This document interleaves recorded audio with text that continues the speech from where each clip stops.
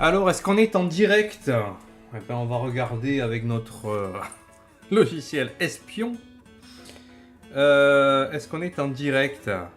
Mais oui! Mais oui, nous le sommes! Super! Bienvenue! Bienvenue sur Taz & Chill, on est là, on est dimanche et une fois n'est pas coutume. On va réagir en direct au chapitre 1143 de One Piece qui vient de sortir. Qui vient de sortir de façon légale, je tiens à le préciser, voilà. Toute chose mise à part. Alors vous me suivez peut-être déjà sur mes réactions live, mais en différé du lundi matin. Parce que je ne suis jamais disponible le dimanche après-midi. Là, il se trouve qu'aujourd'hui, je le suis. Eh bien, écoutez, je suis peinard à la maison. J'ai envie de vous dire, les planètes sont alignées. on va tenter ça. Les rares fois où j'ai eu fait du contenu, c'était sur Twitch, du contenu live. Hein. C'était sur Twitch et bon, ça marchait pas des masses. Il n'y avait pas beaucoup de monde. Alors, je tente YouTube aujourd'hui. Et puis on va voir, hein, on va voir ce que ça donne, s'il y a du monde, s'il y a du répondant. Et puis voilà, je vais me mettre également ici, je vais couper le téléphone parce que je sens que ça va appeler directos. Chat en direct, principaux messages 0, moi je voudrais bien voir le nombre de spectateurs. Voilà, comme ça je vois s'il y a quelqu'un en ligne également. Oui, on fait de la... On bricole, hein, on est dans l'industriel. On n'est pas dans l'industriel, on est un petit pecno. Bon, début il y a 1 minute. Bon, bah écoutez, allez, on y va. Comme d'habitude, si vous me suivez, je disais lors de mes réactions live. Je m'entends parler, ça va, tais-toi. Si vous me suivez déjà sur les réactions live que je fais en différé le lundi, que je poste le lundi, vous savez que je regarde un petit peu le chapitre précédent dans un premier temps, et puis qu'après je découvre en direct le nouveau chapitre. C'est ce qu'on va faire. On va revenir sur le chapitre 1142 qui est beaucoup trop gros, le zoom est beaucoup trop gros, on va changer ça. Vous me voyez normalement sur la petite vignette en bas à gauche, là où j'en suis de ma lecture. Voilà, c'était le chapitre 1142, il y avait eu une petite semaine de pause, ce qui me fait peur. Et oui, je me souviens rapido que le village, enfin plutôt l'école du Morse se faisait attaquer par des monstres, des monstres géants. Donc il se faisait attaquer par des monstres, littéralement, qui étaient faits de chair et de sang. Les professeurs arrivaient à mater le premier, un grand serpent, que les enfants eux-mêmes appelaient Jormungand, le grand serpent de la mythologie scandinave, annonciateur de la fin des temps. Ça. Et l'on apprenait, oui, que les enfants s'endormaient petit à petit les uns après les autres, pour une raison inexpliquée. Et qu'ils se mettaient à marcher le long de la plage et qu'on n'arrivait pas à les réveiller. Bon, donc on avait compris que via la flèche qu'il y a là sur le petit... sur l'image, c'était comment elle s'appelle, Junko, la chevalière divine, qui leur intimait l'ordre d'aller dans cette direction-là. De savoir ensuite ce qu'il se passait avec... le fait que les enfants dorment, on ne savait pas trop si ça venait du dragon céleste, du chevalier divin, pardon, c'est la même chose, Kiringam, ou l'autre, pardon, j'ai bugué, Kiringam, ou bien l'autre, comment il s'appelait, je sais plus, il a pas trop parlé.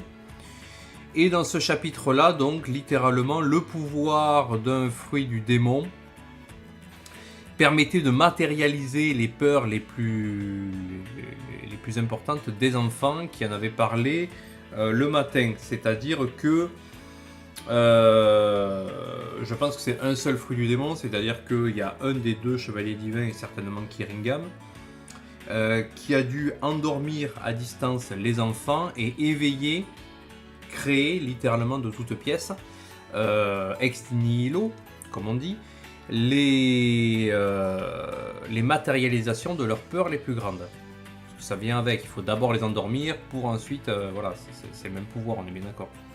C'est peut-être même l'éveil. C'est-à-dire, tu peux faire dormir les gens, bon, ben ça c'est super, ça c'est le premier stade du pouvoir. Et ensuite, tu fais, tu donnes vie à leur cauchemar, peut-être à leurs rêves aussi, hein, va savoir, on ne sait pas encore. Hein. On va peut-être en apprendre plus là. Thor, lapsus. Loki, on va y revenir juste après. Et donc, nous avions les enfants, voilà un petit flashback, les enfants qui avaient peur d'un peu différentes choses, qui se retrouvaient matérialisés là dans le monde réel devant les géants. Bon,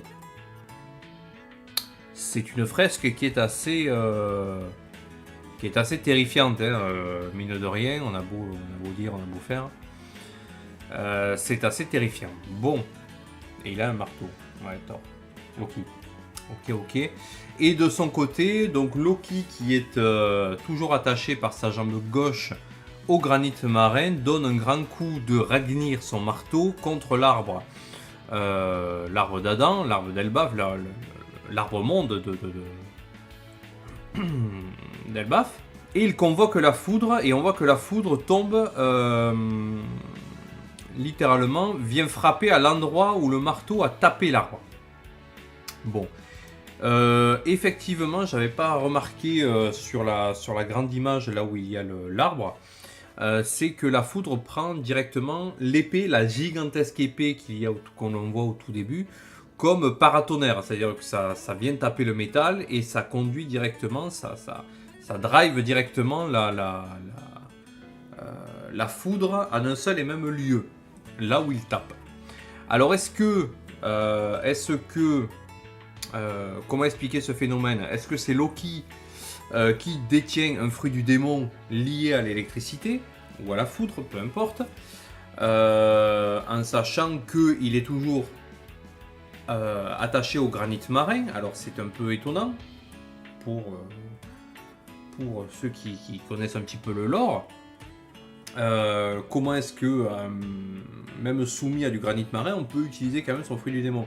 Normalement, c'est impossible, à moins qu'il faille une certaine quantité de granit marin pour l'en empêcher, à moins également que le secret ne réside dans le marteau en lui-même, qui lui n'est pas assujetti au granit marin. À moins également qu'il ne s'agisse que d'une... on va même pas parler de la magie, parce que sinon ça n'a aucun sens. Mais à moins que ce ne soit... je sais pas, là j'avais parlé d'un phénomène physique lié à la friction de deux éléments, c'est-à-dire qui serait lié au matériau même du marteau qui, venant taper l'arbre, ça créerait une friction qui ferait attirer la foudre là-dessus. J'avais pris l'exemple de la boîte d'allumettes, les allumettes qu'on frotte contre la boîte sur le soufre, mais ça fait jaillir une flamme. Bon, la flamme, elle ne vient pas de nulle part, elle vient de la friction entre le soufre d'allumette et celui de la boîte, et il y a une flamme qui jaillit. Peut-être que ça vient de là. Donc on va voir maintenant ce chapitre 1143, parce que le chapitre 1142 était clairement stylé, mais il soulevait beaucoup de questions. Et on n'avait pas beaucoup de réponses. Donc maintenant, eh bien, ce que je vous propose, c'est que nous allions voir le 1143, qui se nomme l'Ordre des Chevaliers Divins. Alors là, ça peut être super sympa. Alors, l'Ordre des Chevaliers Divins. Vignette inspirée de la demande suivante.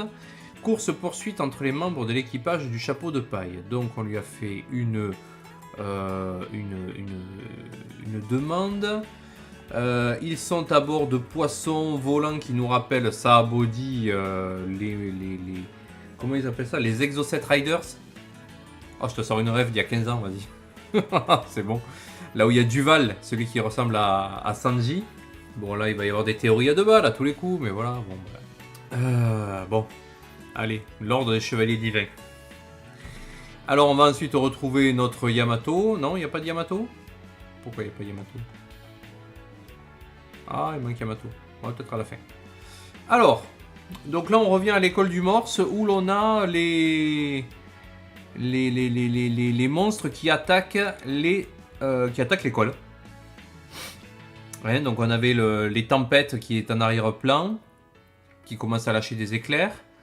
On a quoi? On a un petit monstre ici, avec un chapeau. On dirait un lézard. Voilà. Qui commence déjà à dévaler. Derrière l'arbre de gauche, ici, je sais pas comment vous montrer, on voit des pieds, donc on voit très bien qu'ils sont... ils arrivent, quoi. Ils sont là. Ok. Et on a Soro qui essaie de les réveiller, de les ramener à la raison. Ok. Il va Magronia. Mince alors. Vous marchez vraiment en dormant. C'est quoi ce ruban blanc? Où est-ce que vous allez? Donc le ruban blanc, c'est la flèche qui a été créée par Junko. D'accord. Fais attention Soro, ton collègue a dit qu'il ne fallait pas toucher les enfants. C'est d'autant plus inquiétant qu'il était couvert de sang. Voilà, on se rappelle qu'il y avait un mec qui disait attention, il ne faut surtout pas les réveiller. Je sais bien, mais rien ne me paraît justifier une telle prudence. Et puis, on ne peut pas les laisser déambuler comme ça, c'est trop dangereux. Donc Soro va essayer d'en réveiller un. Et je vous avais dit dans la review de l'épisode précédent, dans la réaction live, j'avais dit... Autant ça réveille la force latente du géant qui est à l'intérieur d'eux, comme quand on réveille quelqu'un qui dort, il a une force herculéenne. C'est décuplé. C'est pas ça. Allons, retournons à l'école. D'accord. Ok, wow, ça fait mal. Donc elle est entourée d'une ceinture d'épines, qui rappelle très clairement la garde de l'épée de l'autre chevalier divin. Donc c'est lui qui est, alors sans les protéger, mais qui fait en sorte qu'on empêche de les réveiller. On a également donc, ouah, ça fait mal, un Soro, qu'est-ce qu'il t'arrive? Quelque chose t'a piqué, donc c'est quelque chose d'invisible mais que lui a bien ressenti. Ici l'école du Morse, les enfants se sont subitement endormis. De plus, 9 d'entre eux se sont mis à marcher. Les autres, ils dorment et sont sur place. Bon. Pourquoi que les enfants, pas les adultes? Ça aussi, on va avoir l'explication. Village de l'Ouest, là où ils sont en train de faire la fête. On ignore aussi bien leur destination que la nature du phénomène. Il y a un problème à l'école avec les gamins, le mien est scolarisé là-bas. Ok. Et pour couronner le tout, de mystérieux monstres ont surgi de la forêt. Des monstres? Nos petits sont sains et saufs? Ok, donc là la fête est finie. Escarbigo. Ah oui, parce qu'il est gros. Eh oui. Escarbigo. Les enfants se disent... Mais bien vu le scantrad là. Bien vu. Les enfants se dirigent vers la route Sylvestre numéro 8. Et l'incendie alors, ça va aller? Il y a beaucoup d'agitation tout à coup. On dirait qu'un incident s'est produit à l'école de tout à l'heure. Ouais, donc on a Jinbei, on a Nami et on a Brooke qui se trouvent sur la table à côté de l'escarbigo. Alors, la route Sylvestre 8, c'est justement là-bas que le feu fait rage. Ce n'est pas un peu alarmant? Qui c'est qui a foutu le feu? Ben oui, c'est Loki qui a foutu le feu là-bas. D'accord, avec son éclair, ça a pris là-bas. Alors là, on a les deux vieux qui sont complètement beurrés. Ips, oh non, mon arrière petite fille, Ilva est parmi eux. D'accord, Ilva, c'est l'arrière petite fille de Yorl, le doyen. Ah oui, c'est vraiment vieux. Des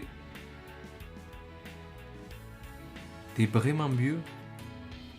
Ah oui, t'es vraiment vieux. Oh putain. Ma parole, vous êtes complètement bourré. Ce n'est pas le moment de laisser aller, bande de zoulards. Même... Ok, bon, allez, c'est rigolo, ça va. Il a la tête à l'envers, il a la tête là où il faut pas, ok. Waouh, ils ont fait vite. Donc, qui c'est qui s'en va? Donc, c'est une navette de random. C'est le Svar des pompiers. D'accord. Courage, les gars, on compte sur vous. Donc là, je pré-shot. C'est un peu la barque de random. Ils vont se faire rect pour bien montrer la puissance qu'il y a en face. Pour dire non, ça suffira pas avec juste des pompiers. Donc ils vont vers l'incendie et là tu as, c'est quoi ça? Et ben c'est le soldat là de feu, les Drogar, pardon. Donc ça serait un Drogar, un zombie de feu, qui fout feu à la forêt en même temps qu'il avance. Ok. Là, donc il fout une grosse mandale aux pompiers, tout le monde est paniqué, c'est-à-dire quoi? On peut même pas les arrêter, on peut même pas arrêter le feu. Et là on a le chevalier divin, le gros FDP. Vous avez vu l'air ahuri de ce géant quand l'épine lui a transpercé la main. Il n'y a pas d'amour sans épine, comme on dit. Il a quoi avec l'amour, lui?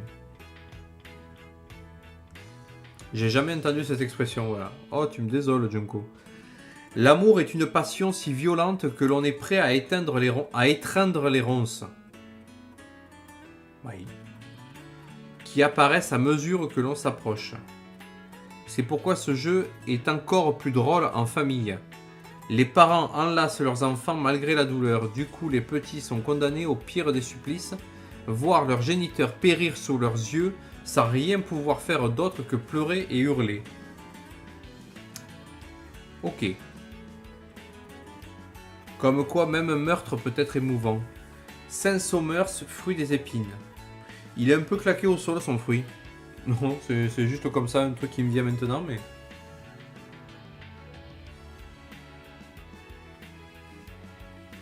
Saint-Somers. Il a le fruit des épines. Comme à la garde de son fourreau, ouais. D'accord. Des gens qui meurent par amour, tu n'as pas hâte de voir ça? Zéro intérêt, t'es vraiment insensible comme fille. Quel chemin as-tu choisi, Junko? La grosse branche qui traverse le centre.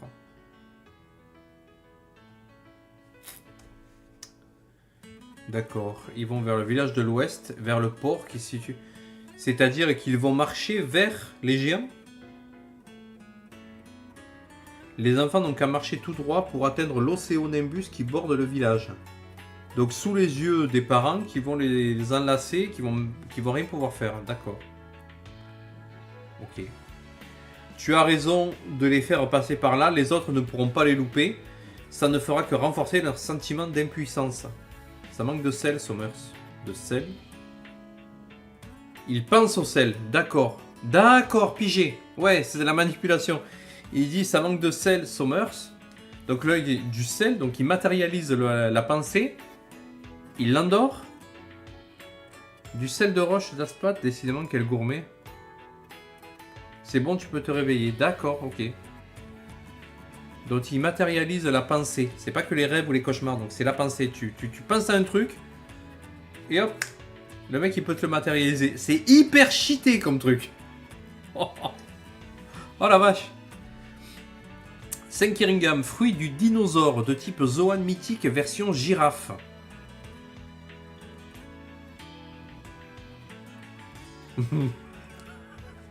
C'est pété comme truc.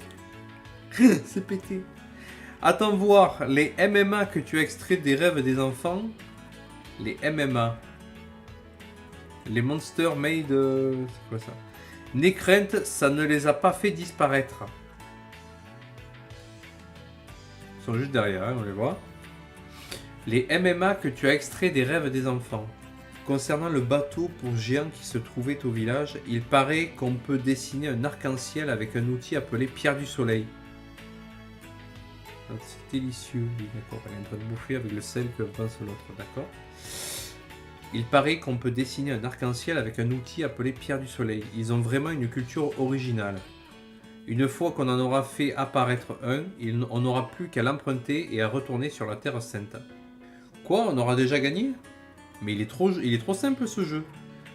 Je suis repu, difficile de croire que ces aliments ne contenaient aucune calorie. C'est parce que ce sont des rêves. Il est normal qu'ils ne fournissent pas d'énergie. Ne t'en fais pas, Somers. Les ennuis ne vont pas tarder à arriver. J'ai vu un navire pirate qui mouillait sur l'Océonimbus jouxtant le village. L'équipage de l'empereur Chapeau de Paille a débarqué. Voilà, ils sont bien au courant. Les mioches se dirigent tout droit vers une mer de flammes. Alors c'est quoi? C'est une illusion? Ils vont pas se brûler en fait. Si les flammes ont été générées par le Drogar,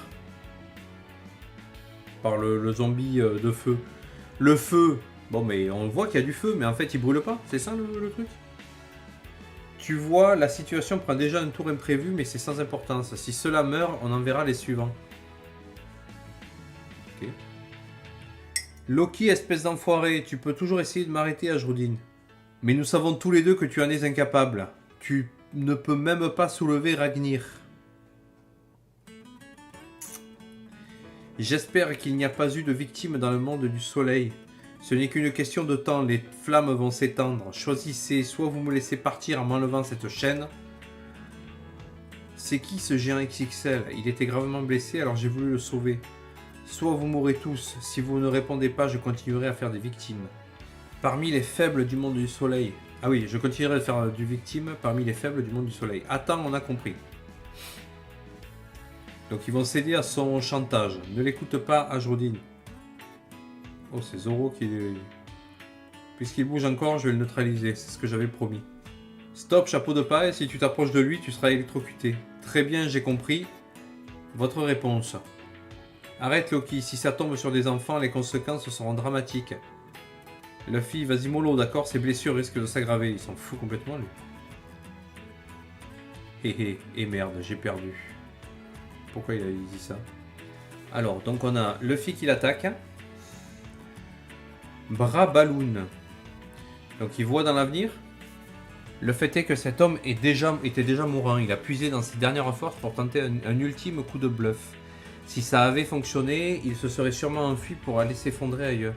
Vu la quantité de sang qu'il a perdu, je ne pensais pas qu'il nous menacerait de la sorte. Vous êtes libre de le soigner ou de le laisser crever, mais moi aussi j'avais un truc à régler avec Loki, mais il était couvert de sang, je devais intervenir. Quelqu'un a failli le tuer, c'est indéniable, mais cet incident n'a rien à voir avec les crimes qu'il a commis. Je crois même savoir qui a fait ça. S'il te plaît, Ajrudin, sauve-le, quoi qu'il ait fait, je refuse de le regarder mourir. Mais il simule ou pas là? Si on veut le soigner sérieusement, il vaudrait mieux l'allonger ailleurs qu'ici, mais bon. Si on le ramène au village, les gens réclameront son exécution et il mourra. Il est si haï que ça? Oui, c'est une ordure, il est irrécupérable. Ses cornes sont authentiques, oui, c'est un héritage des géants antiques. Son père Harald avait les mêmes. Oh, vous êtes tous les deux mes fils adorés. Après ma mort, je compte sur vous pour soutenir Elbaf en bonne intelligence. Ça me fait mal d'avoir un grand frère aussi petit et faible que toi. T'es qu'un bâtard, c'est pas toi le fils légitime de notre père. N'oublie jamais Ajrudin, ta mère est de sang impur. Waouh. Ça y est, ça commence.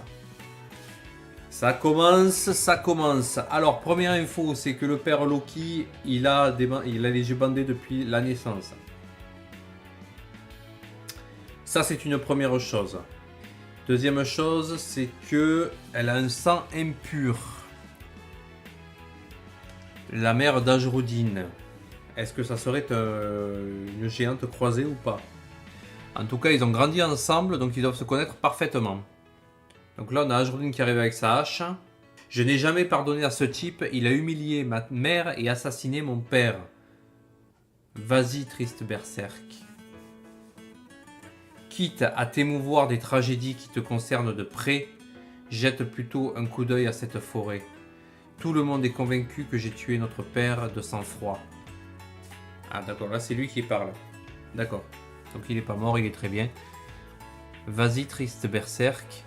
Quitte à t'émouvoir des tragédies qui te concernent de près, jette plutôt un coup d'œil à cette forêt. Tout le monde est convaincu que j'ai tué notre père de sang-froid, mais rassure-moi, ce n'est pas ton cas, n'est-ce pas? Oh.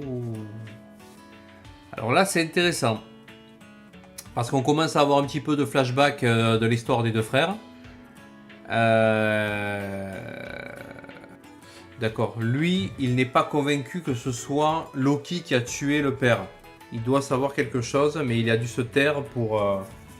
parce qu'il devait penser que personne ne le croirait. Voilà. Ok. Bon, ben, un petit chapitre sympatoche. On commence à en apprendre un peu plus. Bon, les Chevaliers Divins, bon, je suis presque un peu déçu par le titre parce que ça a annoncé quand même pas mal de choses. Mais on reviendra. Qu'est-ce qu'on a appris? Allez, viens, on fait un peu le récap. Donc les enfants, ils sont protégés, ils sont manipulés par Kiringam avec son pouvoir de la girafe qui permet de matérialiser les pensées des gens, qui est un fruit extrêmement shitax, sa mère. Et ils sont protégés par Saint-Somers, qui est un fruit, qui a le fruit des épines. Très bien. Ça marche. On nous dit également que les MMA que tu as extrait des rêves des enfants, des craintes, ça ne les a pas fait disparaître. Ouais, il n'y a pas de calories, donc ils sont vides de... Ils n'ont que l'apparence en fait, mais ils sont vides après de consistance. Mais pourtant, ils arrivent à bouffer un peu les... Ils arrivent à bouffer les planches, les bordures, les balustrades. T'as quand même un sentiment de résistance, tu vois, c'est ça. Donc là, c'est pareil, le feu. Est-ce que le feu est... On dirait qu'il se dirige droit vers un mur, vers une mer de flammes. Donc s'il meurt, tant pis. Bon, ben, pour faire revenir l'eau, ben, on a Jinbei. Je sais pas. Là, c'est pareil, je sais pas trop comment l'interpréter, le fait que Loki se laisse rosser. Mais clairement, il a dû voir dans l'avenir qu'il allait perdre. Et suffisamment loin, parce qu'il a dû s'imaginer faire une contre-attaquer avec son marteau et voir que c'était inefficace. Donc il a dit, allez, c'est bon, laisse tomber. Je me suis fait avoir, parce qu'on se rappelle que Luffy est élastique. Donc il ne craint pas l'électricité. Donc soit il ne l'a pas tué et Ajodine le sait, soit il l'a tué mais pas de sang-froid, c'est-à-dire avec regret. On va en apprendre un peu plus dans le 1944, très certainement. Bon, ben écoutez, je vous remercie d'avoir suivi ça. Je vais monter la vidéo pour en faire la réaction live en montage cette fois. Et puis ben, on se retrouve prochainement. Je vous invite à vous abonner sur la chaîne Taz & Chill, pardon. J'ai sorti récemment une vidéo sur un deuxième volet sur l'analyse de la parentalité qui est faite dans One Piece. Je vous invite à aller voir le deuxième volet, le premier volet également. J'y traite des sujets comme ben, Dragon et Luffy, comme Big Mom, les Vinsmoke, etc. On y parle de 2-3 choses comme ça. On fait un peu de gaming, voilà. Ben, je vous invite à vous abonner, à suivre un petit peu l'actualité de la chaîne. Prochainement, ça n'a rien à voir également, c'est une chaîne généraliste. Je vais vous montrer comment est-ce que j'aménage mon potager. Voilà, chez moi, dans mon petit jardin, ça n'a rien à voir. Mais ça peut vous faire marrer, et si vous avez envie de faire pareil chez vous, vous verrez, c'est assez facile, il n'y a pas besoin de grand chose, pas à pas. Voilà. Je vous laisse, je vous souhaite un bon dimanche, pardon, une bonne fin de dimanche. Et puis ben, à la prochaine fois sur Taz & Chill. Ciao.